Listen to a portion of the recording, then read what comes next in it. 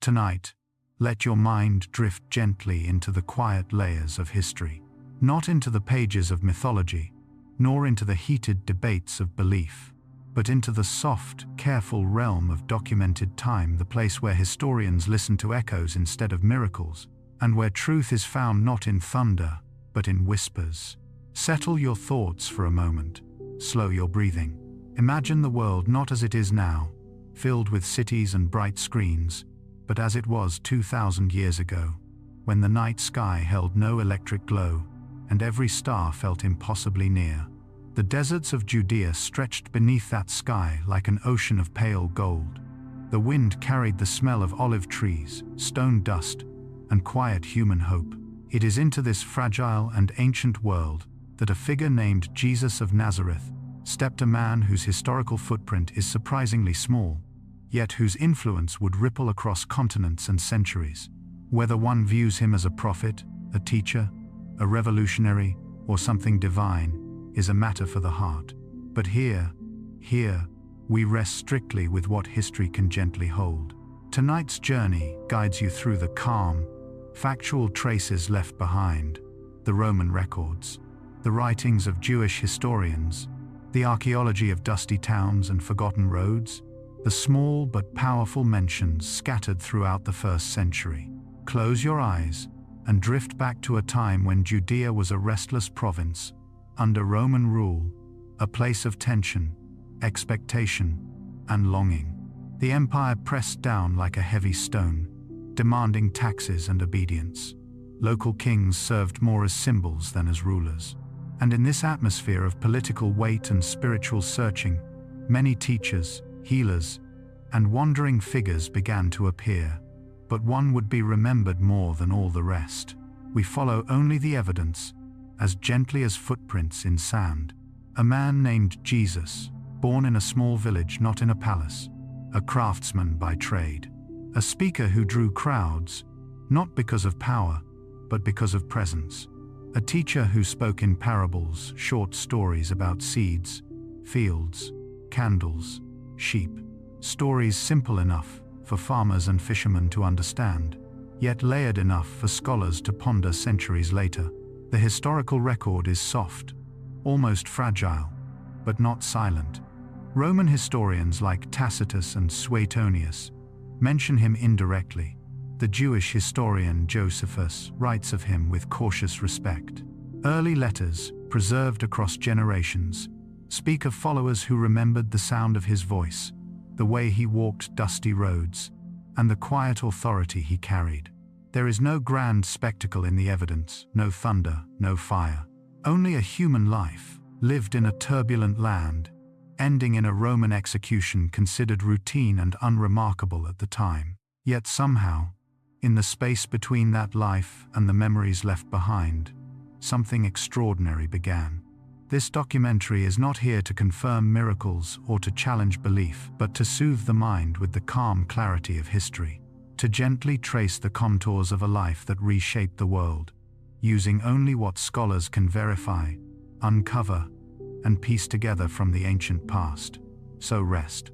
Let the old world rise softly around you, stone streets, oil lamps, the murmur of marketplaces, sandals brushing against dry earth. Let the distant voices fade into a quiet breeze. And as we walk together through time, chapter by chapter, we will explore the historical Jesus, the man, the teacher, the Roman subject, the Jewish figure, the life that sparked a global story. This is history. This is sleep. This is the gentle truth beneath 2,000 years of echoes. Chapter 1. The world Jesus was born into. Before we look for Jesus, the historical figure, we must first drift into the world that shaped him, a world far older, quieter, and more fragile than our modern imagination. Tonight, we let the noise fade away and step into first-century Judea, softly illuminated by the warm light of ancient oil lamps flickering in the desert night. Imagine a land of subtle contrasts: rugged hills, dusty roads, small stone homes clustered beneath the shade of olive trees, and bustling marketplaces where languages intermingled like scattered grains of sand. This was Judea under Roman rule, a province pulled between two worlds. Rome brought its soldiers, its taxes, its laws carved into stone. Judea brought its traditions, its ancestral faith, its long memory of kings and prophets. Between these cultures lay tension not loud and explosive, but steady, a pressure like the weight of heat on a still summer afternoon. As you drift deeper into this landscape, picture the political reality. Judea was not free. Its people lived under the administrative authority of Rome, their daily lives shaped by the demands of taxation and imperial oversight. Local rulers like Herod the Great, and later his sons, existed mostly as intermediaries, figures with limited autonomy, kept in their positions because Rome found them useful. The streets were filled with whispers, outrage over taxes, longing for liberation, fear of Roman punishment. Rebellions flared, were crushed, then flared again. Into this atmosphere of tension, wandering teachers, healers, and prophets emerged, each offering comfort, wisdom, or hope. And among these many voices, there would someday be one remembered above the rest. But before Jesus becomes a historical figure, he is simply a child born into an ordinary household. Not a palace, not a fortress, a simple home likely made of stone, with a small workshop where tools were mended and wood was shaped. Archaeology shows that 1st century Nazareth was a tiny village, no more than a few dozen families, quiet, agricultural, far removed from power. Picture that village now. Morning sunlight warms the stone walls. Donkeys bray softly in the distance. Women lower clay jars into communal wells. Men begin their day's labor in the fields or workshops. Children run along narrow alleys, kicking up dust with their bare feet.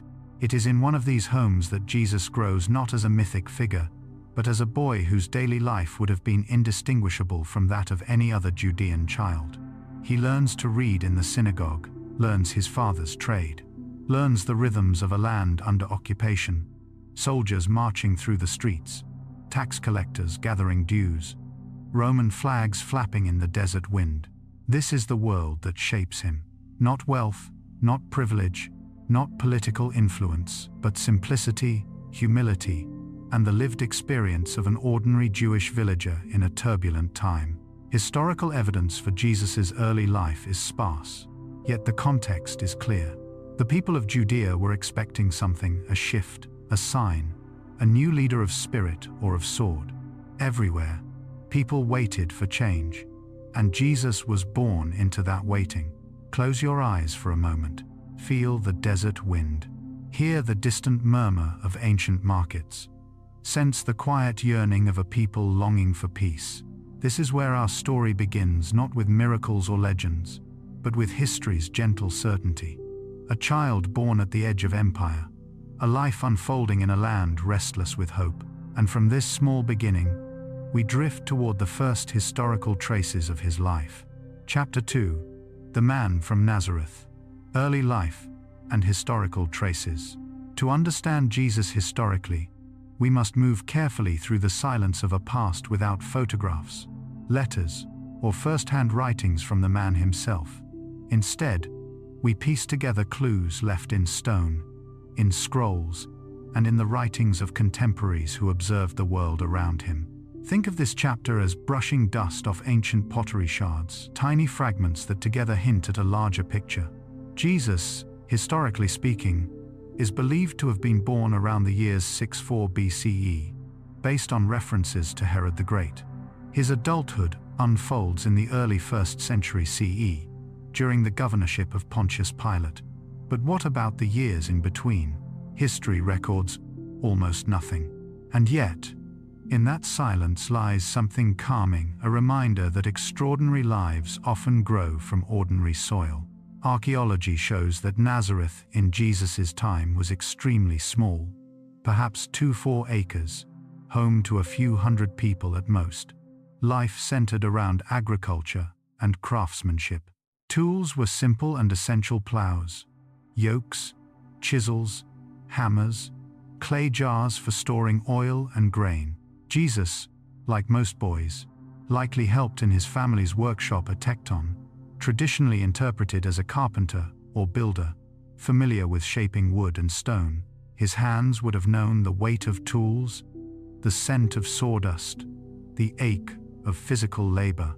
Imagine him walking narrow dirt paths bordered by low stone walls, his sandals brushing against wild thyme and dry grasses.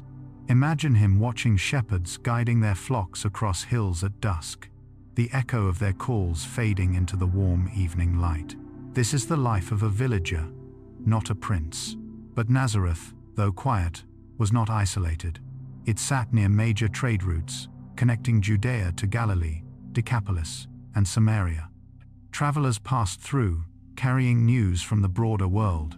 Stories flowed of Roman victories, Jewish revolts, political upheaval, traveling teachers, shifting traditions. A young Jesus would have heard these stories, absorbing the tensions and hopes of his people. And then we turn to one of the most important historical anchors. Jesus was Jewish, deeply, fully, historically, a participant in festivals, prayer, scripture reading, and the cultural memory of Israel. This grounding shapes everything that follows. As Jesus reaches adulthood, the historical trail grows clearer.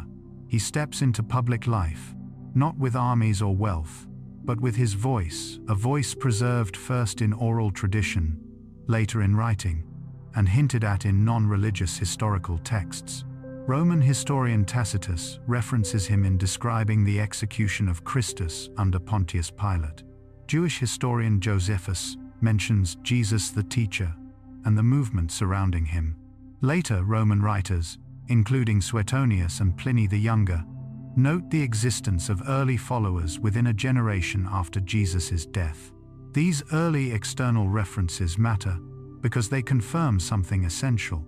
Jesus was real enough that historians of the first century took note. Even though we have no physical descriptions of him, scholars reconstruct an image based on skeletal remains from Judea. A man of Middle Eastern appearance, around 5'5", dark hair, dark eyes, physically strong from labor, wearing simple robes tied at the waist.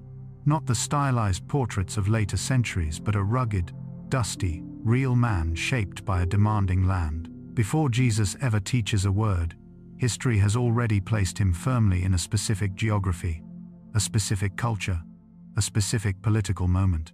This is where the man becomes visible. This is where evidence begins.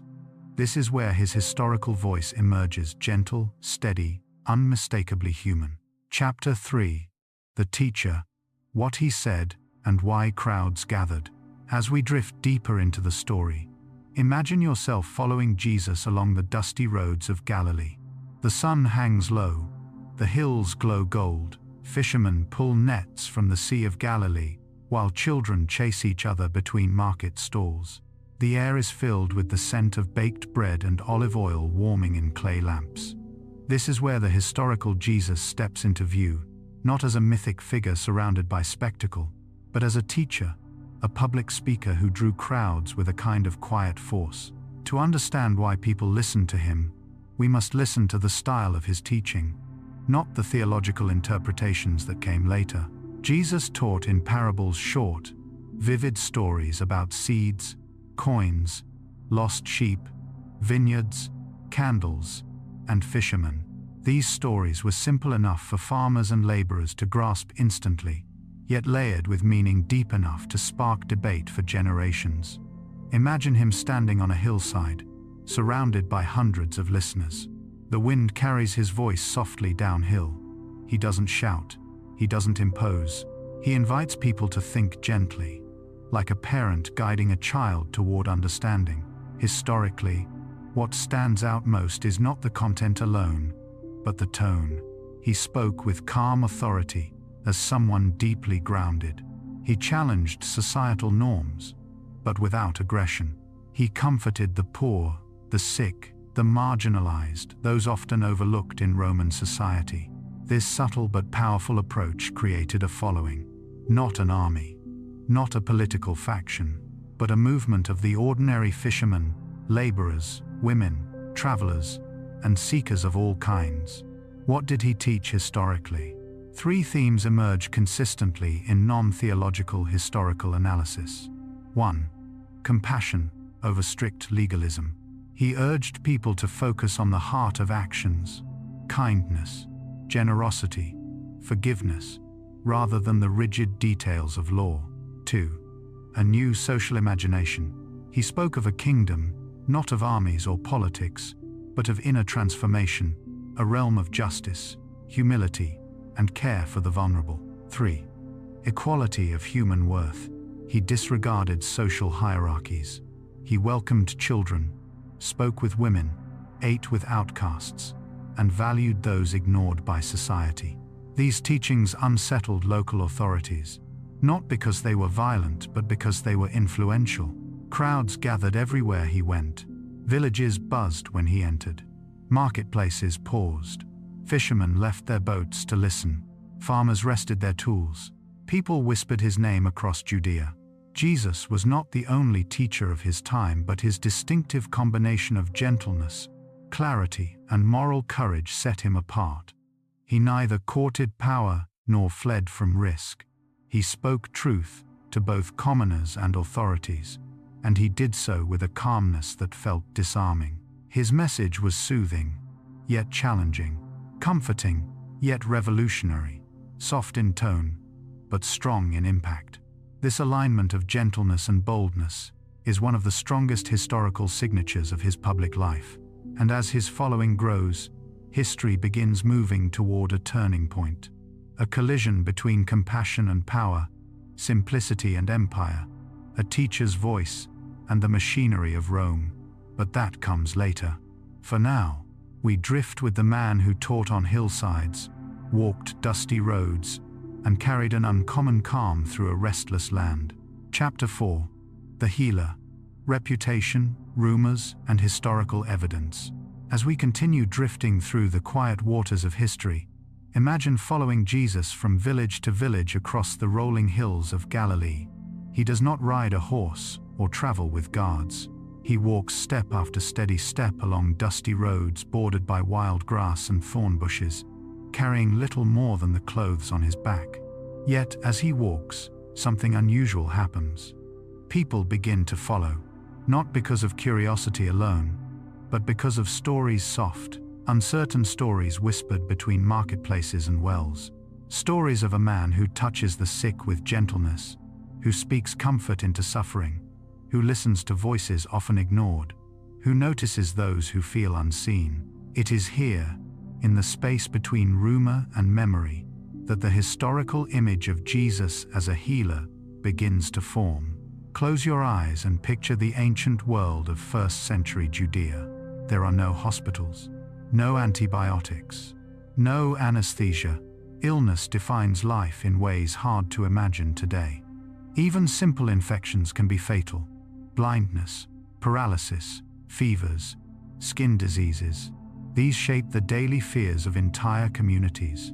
Into this fragile world enters a man whose presence seems to bring relief, comfort, or at least dignity to the suffering. Historically, we cannot measure healings in a modern medical sense. But what we do know is this: Jesus developed a rapid reputation as a healer. The earliest written sources, even those skeptical or distant, acknowledge this. People sought him out. Crowds pressed around him. Villages buzzed when he arrived. This is historically significant. In the ancient world, teachers attracted listeners, not crowds. Crowds require something more: hope. But what did healing mean in a historical sense? It meant sitting with the sick when most would avoid them. It meant acknowledging the dignity of those socially excluded. It meant touching people no one else dared to touch. It meant giving comfort, restoring belonging, and calming the anxious. Modern historians describe Jesus as a charismatic healer, not in the supernatural sense, but in the psychological and social one. His calming presence, gentle voice, and profound empathy could ease distress in ways that felt transformative. Imagine a woman with a chronic illness, isolated, ashamed, approaching him in fear. Instead of rejection, she receives attention. Instead of disgust, she hears kindness. In a society where illness often meant social exclusion, this simple acknowledgement was powerful and healing in itself. His healings, historically speaking, are less about spectacle and more about human connection. He offers what the empire, the temple authorities, and daily life often failed to provide: compassion. And so the crowds grow. Parents bring children, fishermen bring hurt friends, travelers seek him in remote places, the desperate hope for relief, the lonely hope to be seen. This reputation spreads quickly, faster than Rome can track, faster than religious authorities can control. Jesus becomes, in historical terms, a popular figure of hope in a land oppressed by both empire and poverty. But with popularity comes scrutiny. Local leaders worry that crowds gathering around a single figure could invite Roman suspicion. Rome fears movements it cannot categorize. And even the temple authorities see danger in a healer beloved by the common people. Yet Jesus does not seek power. He does not build institutions. He does not demand allegiance. He simply moves from place to place, as quietly as the desert breeze, offering the same gentle presence that draws more and more people toward him. This chapter of his life, historically, is where influence takes root, not through miracles or spectacle, but through compassion that feels revolutionary in a world accustomed to fear. And as the crowds grow, so does curiosity about the nature of his teaching. We drift now toward the central theme of his message. Chapter 5. The message. What Jesus actually taught. Historical reconstruction. Imagine sitting among a small crowd on a hill overlooking the Sea of Galilee. The afternoon sun warms your face. A gentle breeze carries the scent of water and crushed grass. Jesus stands nearby, not on a throne, not elevated, but simply among the people. He begins to speak. His voice is calm, steady, without force or aggression. Yet his words carry a quiet clarity that makes the world feel momentarily lighter. To reconstruct what Jesus historically taught, we set aside theological interpretations and focus on scholarly consensus, the themes that appear consistently across the earliest sources. Drift with me through the three central pillars of his message. 1. The kingdom but not of empires. Historically, Jesus spoke often of a kingdom, but this was no political realm. It was not about armies, territory, or power. Instead, it was a vision of human life transformed from within. A kingdom where the poor are honored, the grieving are comforted, the humble are valued, the merciful are blessed, the peacemakers are recognized. This was a profound reimagining of society. In a land under Roman occupation, kingdom usually meant oppression or conquest. But Jesus used the word to describe something interior, gentle, and radically inclusive. A kingdom of the heart, not of the sword. 2. Compassion over ritual. In a society defined by strict religious law, Jesus emphasized intention over ritual. He spoke of kindness over legalism, forgiveness over punishment, sincerity over performance, the heart over the rule book. This resonated deeply with the common people. Jesus often taught through parables, simple stories carrying layered meanings, seeds falling on different soils, a lost sheep being found, a lamp hidden under a basket, a small mustard seed growing into a sprawling tree. These images were drawn from everyday life. Farmers understood them instantly. Fishermen recognized the metaphors. Parents recognized the emotional truths. 3. The value of every person. Perhaps the most historically striking element of Jesus' teaching was his inclusive compassion. He spoke with women in public, something uncommon in some ancient contexts. He ate with tax collectors, outsiders despised for working with Rome. He valued children who had little status in the ancient world. He touched the sick, restoring dignity as much as health. He defended the poor, criticizing systems that exploited them. This was socially disruptive, not violent, but unsettling, not political, but transformative. And so Jesus' message begins to challenge the structures around him, not through rebellion, but through redefinition of what it means to live a good life. People listened because they recognized truth in his voice, a truth that felt both gentle and revolutionary. But influence attracts attention. Attention attracts suspicion. And suspicion begins to shape the final phase of his life. Let us drift into the turning point now. Chapter 6. Rising tension. Rome, authority, and a growing movement. As Jesus' reputation grows both as teacher and healer, his world becomes less peaceful. The desert winds that once carried soft whispers now carry the rustle of political anxiety. To understand what happens next, imagine the structure of first-century Judea like a layered landscape. At the top stands Rome, the empire that demands loyalty, taxes, and order. Below Rome stand appointed rulers like Herod Antipas, whose power depends on pleasing Rome.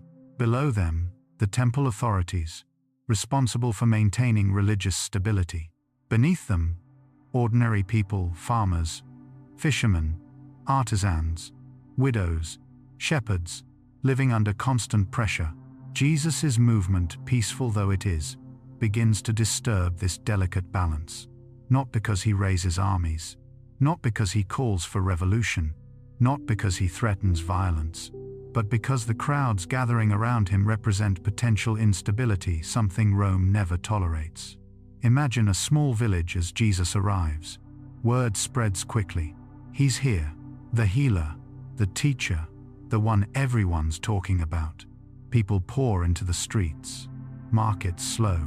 Conversations swell. Fishermen leave their nets. Mothers bring their children. The sick are carried on makeshift mats. And soon, a crowd forms, a crowd large enough to draw the attention of Rome's local surveillance. Crowds are dangerous under empire, not because of rebellion, but because they symbolize discontent. For Rome, any popular figure must be monitored. For local rulers, any teacher with influence must be managed. For religious authorities, any reinterpretation of tradition must be questioned. Thus the tension begins. From curiosity to concern.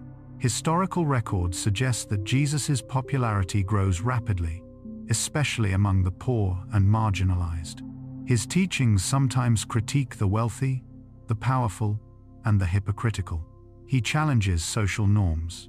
He questions rigid interpretations of law. But he does so without aggression, more like a doctor diagnosing an illness than a rebel calling for uprising. This subtle resistance unnerves those in power, the temple authorities. To them, Jesus is a troubling figure, not a violent threat, but a destabilizing one. People listen to him more than to them. He offers interpretations of tradition that feel too gentle, too inclusive, too expansive. He eats with tax collectors and outcasts. He welcomes sinners. He speaks with unusual moral authority without holding any official position. This undermines their social status. Herod Antipas, the local ruler who had once executed John the Baptist, grows uneasy. Herod is a man who sees threat in shadows, and Jesus, drawing crowds like John once did, becomes a figure of interest. Herod monitors him, not fully fearing him, but not ignoring him either. Rome. To Rome, Jesus is simply one of many wandering teachers so long as he does not disturb public order. But the movement grows, and when crowds grow, Rome's patience shrinks. A gentle movement in a harsh world. The most striking historical truth is this: Jesus' message is peaceful. His actions are compassionate. His followers are ordinary. Yet in the machinery of ancient politics, even gentleness can become dangerous. Imagine walking beside Jesus at dusk. The breeze cools the desert air. The sky glows orange, then purple, then deep blue. He speaks quietly to his followers about kindness, forgiveness, inner transformation. But behind the calm scene, quiet forces begin to turn, forces that see threat where Jesus sees only compassion. This tension will eventually lead to arrest, trial, and execution. But we are not there yet. For now, we stand in the delicate moment before everything changes, when Jesus is still walking open roads, still teaching freely, still surrounded by crowds who see him as a source of hope in a troubled world. Chapter 7. the final journey, entering Jerusalem. As the story drifts toward its turning point, imagine the long, dusty road curling upward toward the ancient city of Jerusalem. Jesus has been traveling for months, teaching in villages, resting beneath olive trees, stopping at wells, where the desert heat shimmers like glass. But now, his path curves toward the spiritual and political heart of Judea. Jerusalem. To us, the city feels symbolic, a place wrapped in centuries of meaning. But to Jesus, and to the people of his time, Jerusalem was something far more tangible. A city of stone walls, crowded markets, tension in the air, and Roman soldiers stationed at every gate. Close your eyes and drift into this scene. You walk beside Jesus as the sun dips toward the horizon. The road is filled with travelers arriving for Passover, one of the most important festivals of the Jewish year. Families carry baskets of bread and herbs. Pilgrims lead lambs on rope leashes.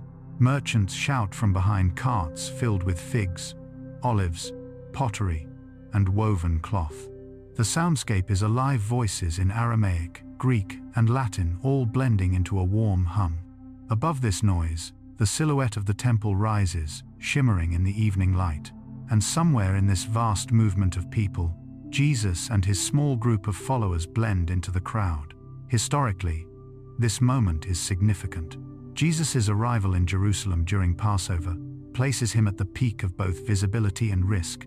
Passover, a festival celebrating liberation, always stirred emotions in people living under foreign rule.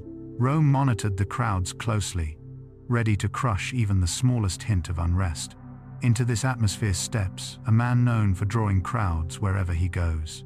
Not a political leader, not a revolutionary, but a healer, a teacher, a figure attracting attention in a city where attention is dangerous. The earliest sources describe him entering Jerusalem quietly, not with soldiers or banners, but humbly, likely walking, surrounded by ordinary people. Some accounts mention branches being waved, garments laid on the road, a gesture of welcome, symbolic but not militaristic. To the people, Jesus represented hope. To Rome, crowds represented potential trouble. To religious authorities, Jesus represented a challenge to their influence. This convergence is the beginning of the end. Drift into the narrow streets now. Jerusalem during Passover is crowded beyond comfort. Homes fill with guests, inns overflow, tents dot the hillsides.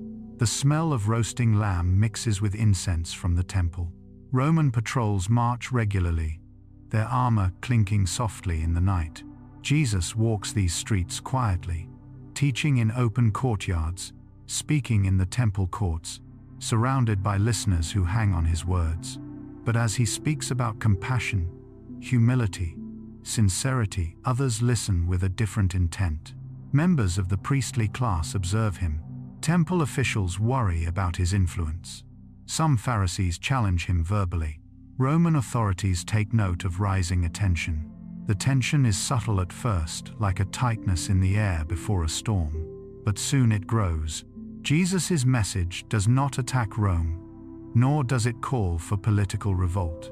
But his reimagining of moral authority, his emphasis on the inner life over ritual, on compassion over hierarchy, threatens the established order. In a city where religion and politics intertwine, even gentle ideas can be dangerous.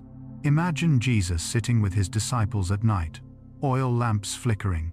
He speaks softly about what is coming, his voice steady, calm. The city hums outside, unaware of how close it is to a turning point that will shape history.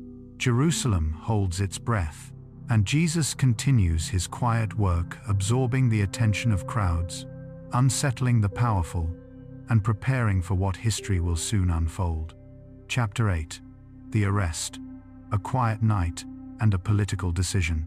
The final night before Jesus' arrest begins like any other desert evening, soft, cool, perfumed with the scent of olive trees drifting down from the Mount of Olives. But beneath this calm lies a subtle sense of inevitability. To understand his arrest historically, we must separate legend from fact and drift into the political reality of the moment. Jesus is not arrested for violence, for rebellion, or for crime. He is arrested because he attracts crowds, because he unsettles the status quo, because his moral influence spreads faster than authorities can contain. Rome fears unrest. Religious authorities fear losing influence. And in this fragile balance, eliminating a single teacher becomes a simple, almost administrative decision. Imagine the scene. Night settles over Jerusalem. The city grows quiet. Pilgrims sleep in courtyards, in spare rooms, in fields outside the walls. The moonlight glows faintly against the limestone buildings. Jesus and his disciples walk to a garden called Gethsemane, an olive grove where travelers often rest in the cool of evening. It is peaceful, birds settling into branches, wind brushing through leaves, distant murmurs fading into silence. But the peace is broken by movement. Lanterns flickering in the dark, shadows shifting among the trees, the clinking of metal soldiers or temple guards approaching.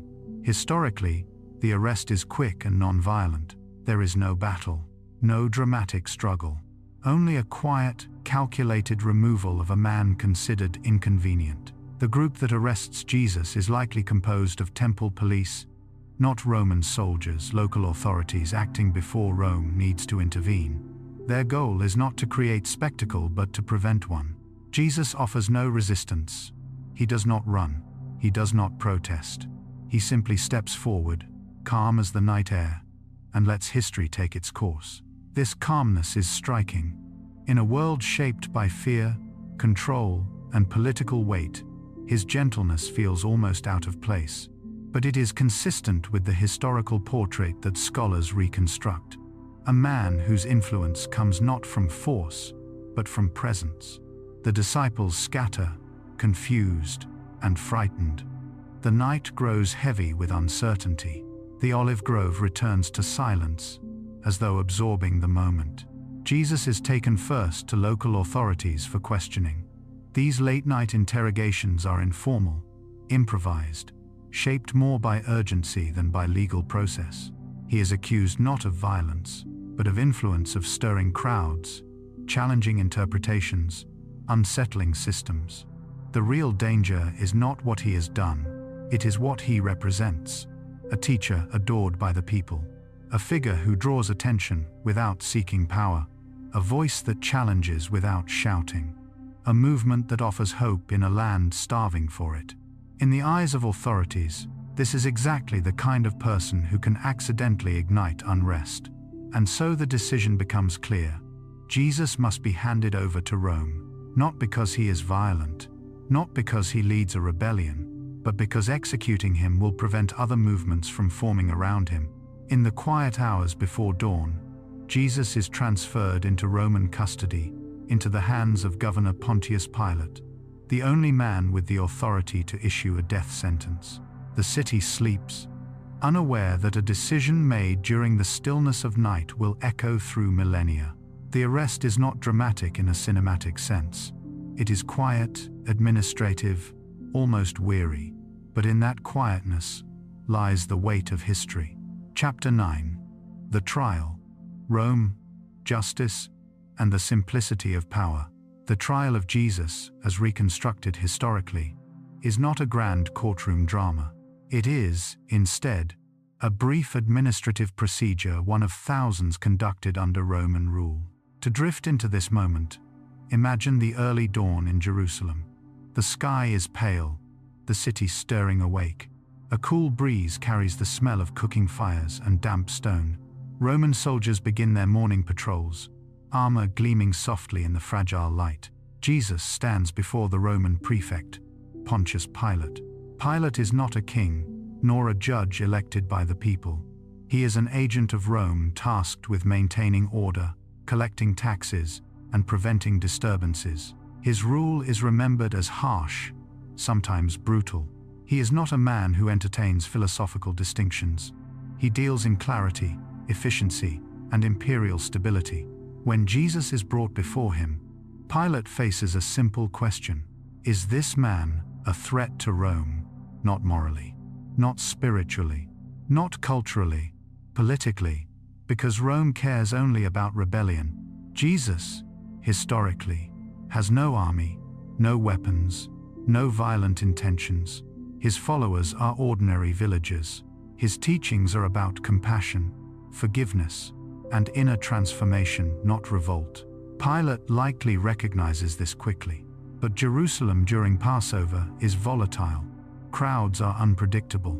A single spark can ignite unrest. For Pilate, Jesus is a potential problem not because of what he claims, but because of the attention he receives. A popular teacher drawing crowds in a tense province is a risk Rome does not tolerate. Imagine Jesus standing silently before Pilate. No anger, no fear, no attempt to defend himself with rhetoric or theatrics. Just calm acceptance, something that would feel almost disarming to a Roman official accustomed to desperate pleas. Pilate questions him briefly. He finds no clear political threat, but he also sees no political value in protecting him. The simplest path, the one that ensures order, is to authorize execution. And so the sentence is given: crucifixion. Not because Jesus is violent, but because crucifixion is Rome's message to the world. Do not draw crowds. Do not challenge the balance. Do not attract hope we cannot control. Crucifixion is not merely execution. It is public humiliation, a warning carved into the landscape. Romans used it generously against anyone who stirred the masses, intentionally or not. The decision is swift, administrative, ruthless in its simplicity. Jesus is led away. The city continues its morning routines. Markets open. Families prepare meals. Children play in courtyards. The world does not pause for his suffering. Not yet, but history will. For now, the trial ends not with drama, but with the quiet machinery of empire tightening around a single man whose influence proved too gentle and too powerful for the world around him. Chapter 10. The Crucifixion, a historical execution in a restless empire. To drift into the historical crucifixion of Jesus, we must first understand what crucifixion was in the Roman world. It was not a ritual, not a symbolic act. It was a method cold, utilitarian, and brutally efficient, designed specifically for one purpose: to make an example of a person so that others would never imitate them. Rome crucified rebels, escaped slaves, bandits, and anyone perceived as a threat to order. It was not reserved for the worst, but for the inconvenient. The empire relied on fear more than force, and crucifixion was one of its most powerful tools. Imagine now a quiet morning outside Jerusalem. The air is cool. Birds begin to stir. Pilgrims walk toward the city gates for Passover rituals. Roman soldiers prepare for another day of maintaining order. On a small hill just outside the city, a group of soldiers stands ready. They follow routine, not emotion. For them, executions are simply part of their assignment, tasks performed without judgment or personal involvement. Jesus is brought to this place with two others sentenced for crimes more typical of Roman punishment. Historically, the significance is not in the spectacle, but in the ordinariness. Crucifixion happened often. The hill outside Jerusalem saw many such events. Yet this one, quiet and unsensational, would echo farther than any before it. Picture the scene gently. The sun has only just risen. The city behind is beginning to wake. Dust hangs in the air, stirred by movement.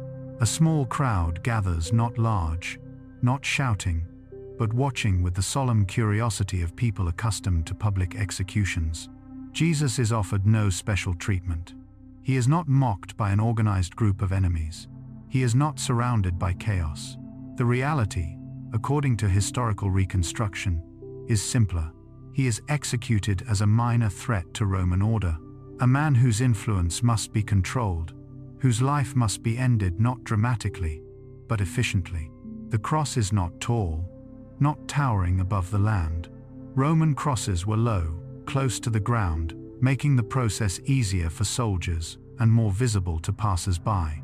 The suffering was not meant for spectacle, but for deterrence. Jesus' final hours, historically, consist of exhaustion, exposure, and the quiet unraveling of the human body under strain. Crucifixion is slow, it is meant to be, but it is also strangely still. No great thunderclaps or cosmic signs, just the steady movement of time passing beneath the desert sun. What makes this moment historically significant is not the execution itself. Rome executed thousands, but the memory that forms afterward. A small group of Jesus's followers watches from a distance. They are frightened, confused, grieving. They do not yet understand how this moment will reshape history. All they know is that the teacher who walked dusty roads with them, who spoke of compassion, who healed the sick and welcomed the forgotten, is now gone. And as the sun begins to set, the execution concludes. The soldiers pack their equipment. The small crowd disperses. The city continues its festival. The world, in that moment, does not look different, but memory is a strange force. Quiet moments can last longer than empires. And this quiet moment will not fade.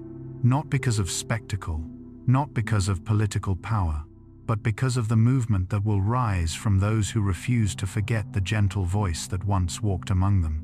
The crucifixion ends, but the story does not. Chapter 11. Aftermath. Followers, fear, and the birth of a movement. The hours and days after the crucifixion are some of the quietest and most mysterious moments in ancient history. Not because of supernatural claims those belong to belief, but because of the emotional landscape left behind. Imagine being one of Jesus's closest followers. You wake after a restless night. Your eyes still sting from tears. You feel the world has collapsed. The man you followed, trusted, and admired has been taken by Rome swiftly, ruthlessly, and without ceremony. There is fear. Fear because followers of executed teachers are often watched. Fear because Rome does not hesitate to eliminate entire groups if unrest threatens. Fear because the hope that once burned brightly now feels extinguished. Yet something quiet begins to happen, not loud enough for records, not dramatic enough for imperial attention. Something internal, something human. Jesus' followers begin to remember. His voice on quiet evenings. His stories about compassion, his insistence that the humble are valued, his gentleness toward the sick, his calm in the face of tension. Memories return with surprising clarity, and those memories begin to reshape grief. This chapter of history is delicate. It is not about miracles or doctrines, but about how ordinary people respond to the loss of someone who changed them. Gradually, the followers shift from fear to reflection, from reflection to remembrance, from remembrance to retelling. This retelling is not yet written. It is oral. Picture a small home in Jerusalem. Oil lamps flickering. A few followers gather, speaking in hushed tones. They recount his teachings, his stories, his way of living. They comfort one another. They ask, "What now?" No one plans to start a movement. No one imagines the future. They simply refuse to let the memory fade. And memory, when shared gently but consistently, becomes tradition. Outside, the political world continues unchanged.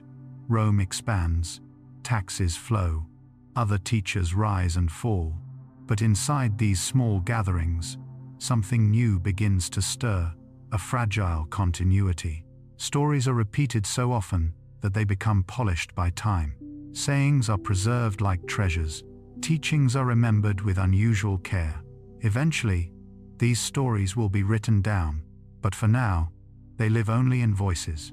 Voices that tremble with sadness, soften with longing, and grow stronger with conviction. This moment in history is the beginning of something that will ripple across continents, not because of strategy or power, but because of memory held with love. The movement that forms after Jesus' death grows not through force, but through storytelling, reflection, fellowship, and the quiet insistence that his life mattered. It begins in homes, in whispers, in shared meals, in fragile communities held together by compassion. These early followers do not see themselves as founders of a future religion. They are simply people trying to honor someone who touched their lives profoundly. And from their tenderness, something vast quietly begins to take shape. Chapter 12. The Echo Through Time. How a Village Teacher Changed the World. Centuries later, when historians look back at the life of Jesus, they face a strange paradox. How did a man with no political office, no wealth, no army, no writings, and a tiny following during his lifetime become one of the most influential figures in human history? The answer lies not in spectacle, but in resonance. Let your thoughts drift to the ancient Mediterranean world in the decades after Jesus' death. Roads built by Rome connect vast territories. Ships carry travelers across the sea. Ideas flow more freely than ever before. Into this interconnected world, the memory of Jesus spreads quietly, person by person. His followers speak of him not as a conqueror, but as a healer of hearts. Not as a politician, but as a teacher who valued compassion. Not as a figure of power, but as a presence of gentleness and integrity. People listen, because the world he lived in, the world of empire, oppression, poverty, and uncertainty, is not so different from their own. What begins as a small regional movement grows into many communities scattered across the Mediterranean. They gather in homes, by rivers, in courtyards. They share stories, support one another, and model their lives on the kindness they saw in him. The movement grows not through conquest, but through human connection. Historians note something remarkable. Jesus left almost no physical evidence behind. No possessions, no manuscripts, no monuments. Only stories, only teachings, only memories. And yet, those intangible pieces inspire poets, philosophers, political leaders, and ordinary people alike. Over centuries, his life is interpreted, reinterpreted, discussed, debated, cherished, questioned, and retold. Empires rise and fall around his memory. Kingdoms expand and crumble. Languages shift. Cultures evolve. But his name remains. Not because of power, but because compassion resonates. Because gentle voices echo longer than harsh ones. Because stories that touch the human heart survive the collapse of empires. Imagine sitting by a shoreline at dusk, watching the waves move in patterns older than memory. Each wave carries the shape of the one before it, influenced by distant winds and unseen currents. Jesus' influence spreads the same way in ripples, from a small village in Galilee, to Jerusalem, to distant corners of the Roman Empire, to continents that had never heard of Judea, to billions of people across thousands of years. Whether one believes in his divinity or sees him purely as a historical figure, his impact on human culture is undeniable. His words have shaped art, ethics, law, storytelling, music, philosophy, and the quiet private lives of countless individuals. And so we come to the end of our documentary, a slow, gentle exhale through time. Jesus' life began in a forgotten village. His death was a routine execution, yet his story traveled farther than the reach of any empire. Not because of force, but because of gentleness. Not because of violence, but because of compassion. Not because he sought power, but because he offered presence.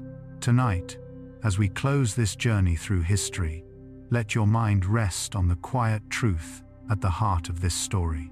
Greatness does not always shout. Sometimes it whispers, and sometimes that whisper reshapes the world.